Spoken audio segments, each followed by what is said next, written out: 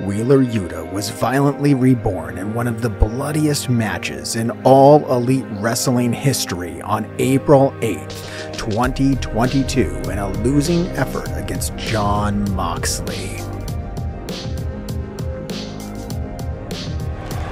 Thought I was dangerous before. Shit. These days, all I drink is blood!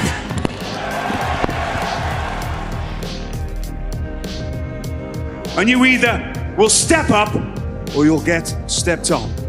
Chuck Taylor and Wheeler Yuta were a semi-established tag team with 3 prior matches, but all 3 had ended in defeat, as usual for Wheeler Yuta. Chuck Taylor usually teamed up with his actual best friend Trent, and Yuta was not filling in well, it would seem. But Mox and Danielson had just been fighting with each other, and they'd only had one tag team match together, so even though the best friends were underdogs, there was still a chance they could beat the Combat Club. When Yuta got tagged into the match, he made a beeline for Moxley and got a flurry of offense in. Wheeler had clearly not stopped thinking about his defeats to Moxley from the past, and he was determined to take the fight to Mox this time. Taking a much more aggressive approach than ever before, he struck and chopped at Moxley relentlessly, only to fall victim to simple distraction. Bryan Danielson enters the match and begins hammering Yuta's chest with kicks, yelling at him to show him what he's got, and to his credit, Yuta motions for more, raising up rather than shrinking down, similar to the way Mox rose through Yuta's own strikes in their previous match. He baits the final strike and begins his own offense against Bryan, but Moxley returns for a 2-on-1 beatdown. After a brutal suplex pin combination, it seems all is lost, but miraculously Yuta kicks out to gasps and applause from the crowd at the very last second. Even Bryan looks surprised and excited. The kid is tough. But the lesson in brutality isn't over. Bryan grabs Yuta's arms and begins stomping on the defenseless man's head, one of his signature moves. Mox tags in to finish the job with a bulldog choke submission hold, and Wheeler has no choice but to tap. Mox and Danielson celebrate over Yuta's prone body, but they don't make any move to kick him out of the ring, and Danielson even seems to look down in some interest at him. With the Blackpool Combat Club standing tall in the ring, the best friends begin making their retreat up the entrance ramp, but Wheeler stops. He looks at the Combat Club, he looks back at his friends, and then he turns and walks back down towards the ring. Yuta enters and offers his hand to Regal, only to receive a Regal slap. John, you embarrassed me within a matter of minutes the first time we wrestled. And the second time I came this close. I know that I'm not the same guy you faced before. You have beaten me, bruised me, battered me. There's nothing left that you can do to me. I am not scared of you, Jon Moxley. Tonight, I earn your respect. Let's be very, very clear. It is not my job to show you respect. I'm not your buddy. I don't care what William Regal thinks about you. This ain't Pure rules. Tonight I have one job. Spill your guts all over the mat so we can find out exactly, finally, once and for all, what you are really made of. With the crowd going wild for Yuta, he screams and begins feeding off their energy, so much so he feels like painting his chest with his blood. It's just an incredible visual. And it doesn't stop there. Next he grabs both of Mox's arms and begins to stomp on the head, just like Bryan Danielson did to him. Just as Regal predicted, Yuta had been taught through violence. Once he thinks Mox is sufficiently beaten down, he heads towards the top rope with the crowd chanting his name. He flies through the air, nailing the splash and going right into the pin. Mox kicks out, but Wheeler only allows himself a moment of shock before moving towards a submission. Still, that moment of hesitation does show the difference between Mox and Yuta. Regardless, Yuta locks in a deep crossface, but Mox rolls it into a pin which forces the men apart. With that bit of space gained, Mox is finally able to hit his King Kong lariat, to a deep gasp of disappointment from the crowd, but to their delight, it's not enough to get the pin still. Mox finds himself standing above Yuta again, and he fires a punch to Yuta's head, but he only gets the one off before Yuta's back on his feet. Another strike lands, but Wheeler doesn't care. He isn't even blocking, instead firing back at Mox with elbows of his own. This is our prime hulking up moment of the match right here. But don't forget, Moxley drinks blood, and he bites at Wheeler's open wound and forces him into the corner. Wheeler pushes Jon away from him, and he goes for another splash, only to be countered into Mox's paradigm shift, the move that defeated him twice already. The crowd is certain this is the end. Everybody's counting along with the referee. 1, 2, kick out, and the crowd erupts. Although he lost the match, he won the respect of Moxley and the other members of the Blackpool Combat Club that day. Before this match, Yuta was most notable for being the third or fourth wheel in the Best Friends stable that operated in both AEW and New Japan Pro Wrestling. And while he was still the third or fourth wheel in the BCC, the partnership would elevate him to becoming the Ring of Honor Pure Champion not once, not even twice, but a record-setting 3 times. Pure Championship. Basically, it's a set of rules that are supposed to throw it back to the older days. So the rules are, you get 3 rope breaks. After 3 rope breaks, you can't use the ropes to break a pin or submission. So you can get tapped out in the ropes or pinned in the ropes. If you use all the rope breaks and then someone gets submitted in the ropes, that's a kind of finish that you can't have in any other match. So it's really cool to me to be able to kind of play with that and take it forward. And then also just like on a personal note, I sort of thought that I would never get to have the title. I was in Ring of Honor during the pandemic. That was like, my debut was actually one of their closed tapings. So I never got to be in front of a crowd in my first run in Ring of Honor.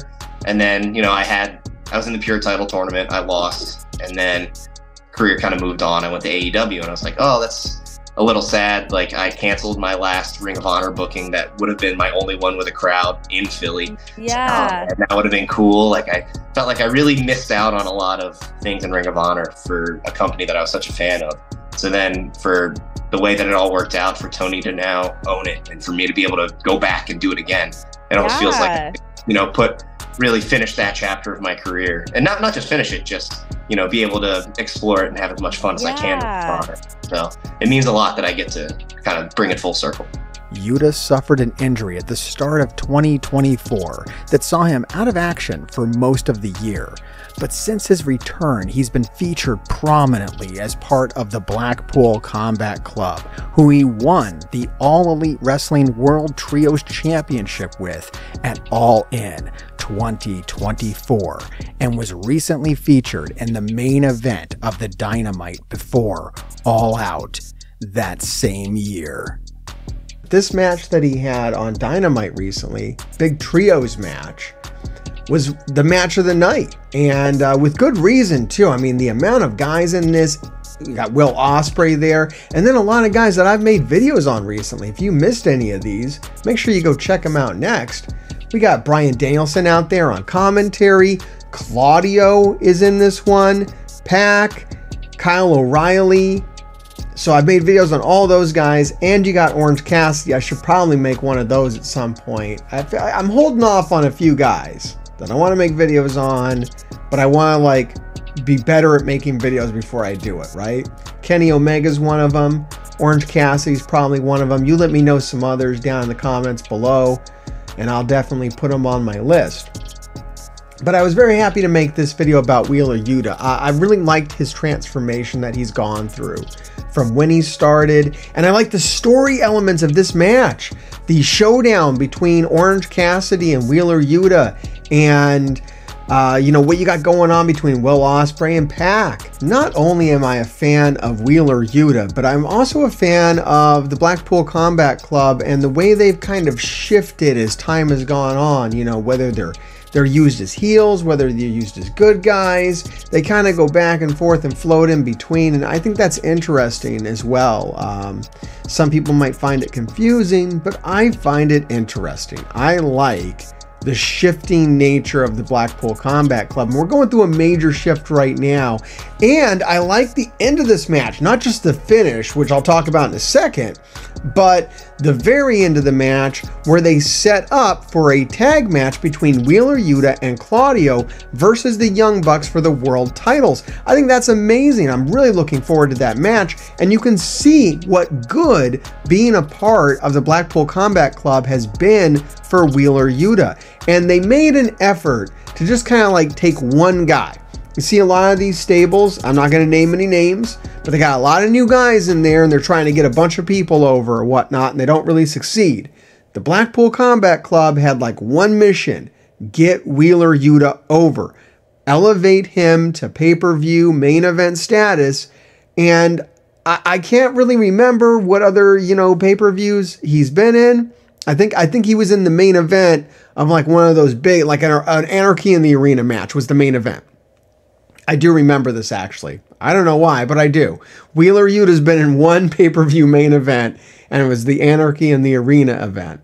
Now, he has, I don't know if he's been on a pay-per-view in any other context, in any other way. This is going to be a real showcase for him, and it's only really coming about because of his association with the Blackpool Combat Club, and I think that's great. Great showcase, and it's a great, you know, nod of approval towards this wrestler. And I know these guys have been working with him as well. You know, Bryan Danielson and Claudio Moxley have taken them under their wing and really taught him a lot. And you can really see it in his mannerisms and the way he wrestles. And I think that's really, really cool. All right.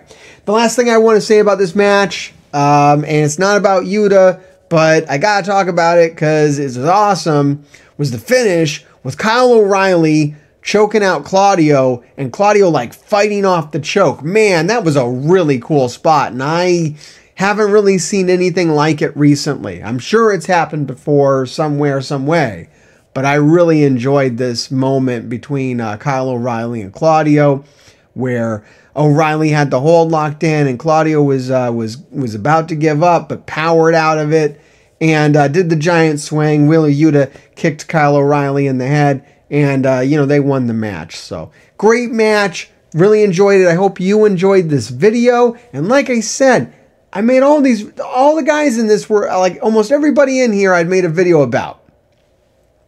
Pac, Claudio, Bryan Danielson on commentary, and Kyle O'Reilly. Kyle O'Reilly, you might be watching this and you're like, you haven't made a video about Kyle O'Reilly. Well, stay tuned. Make sure you subscribe. That's going to be the next video on this channel. And grave diggers, keep digging.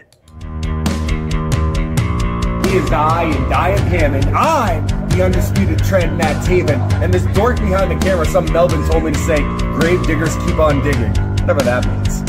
I am AEW wrestler and Ring of Honor tag champ, Mike Bennett. And remember, grave diggers keep digging, but not the monster truck. Even though my son really likes that monster truck, I kind of like Son of a Digger, and so I'm going off on a tangent about monster trucks because my son really loves monster truck, but we're talking about the YouTube channel, so make sure, grave diggers, keep on digging, baby.